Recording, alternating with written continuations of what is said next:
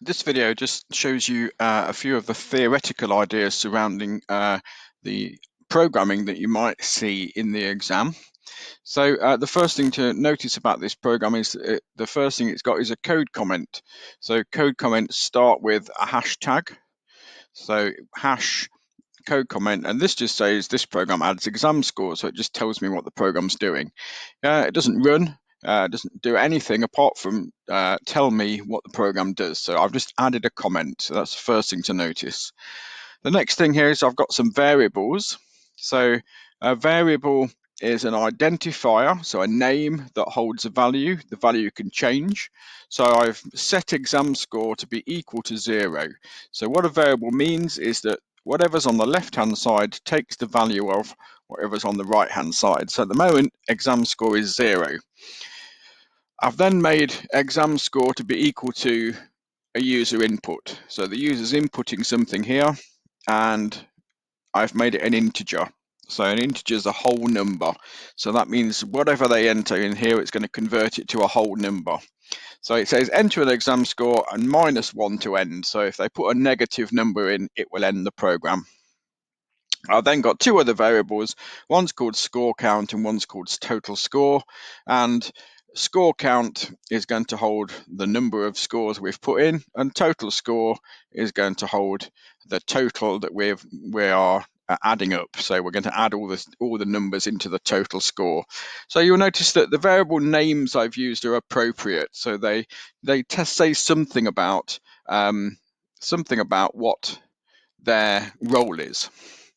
So then I've got a while loop here. So this while loop, it's indented, and in Python, the indents indicate where the bit of code works for, so where the while loop works. So the indent there just shows that these bits are involved in the while loop. So this is going to happen while the exam score is greater than or equal to 0. So while I've put in a positive number here, it's going to take the total score and make it the same as itself plus the exam score. So it's going to add the exam score on. We're going to say score count, and I've used an abbreviation here, plus equals 1.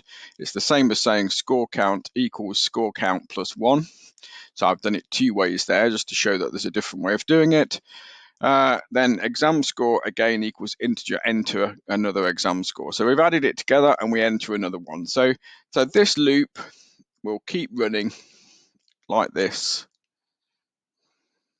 We'll keep running around and around and around until I enter a negative number. When I do enter a negative number, we'll come out of this loop and we'll do these last bits.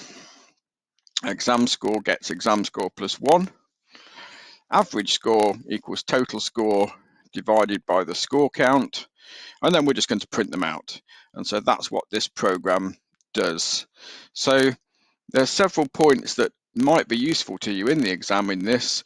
The idea of variables, the idea of a loop. The other type of loop that you might be familiar with is a for loop. So it might say for I equals 1, or for I in the range. So I equals 1 to 10. So this will loop through 10 times. I being 1, then 2, then 3, then 4. This is called a counter-controlled loop.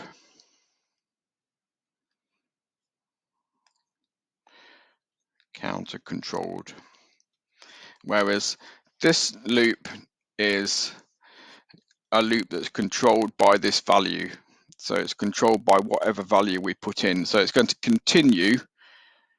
It's an indefinite loop. We don't know how many times this will loop.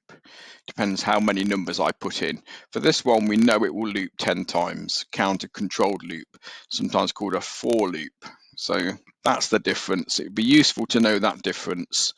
That some loops, like the while loop, continues an indefinite number of times. We don't know how many times, whereas a for loop is a definite number of times. That might be handy for you in the exam. Being able to add to a variable, there's two ways of doing that, and the idea of what an integer is useful as well. So an integer being a whole number, and with used a whole number for exam score. That's called assigning a data type. So the data types for all these variables that we've got here are numeric, so they're all integers, they're all numbers, but there are other data types, of course. So if you wanted to hold text, you'd use a string, and if you wanted to hold a date, you'd probably use date. And if you wanted to hold something that was going to be either one of two values, it's something we called a Boolean. We might use a Boolean type for that, so it's true or false only in that. So there's just a few data types: string, date, Boolean, integer, and if we wanted decimal numbers, we usually call that a float. So a float or a real number for decimal. And that's just a quick intro and a quick idea of things that might be useful to you in the exam.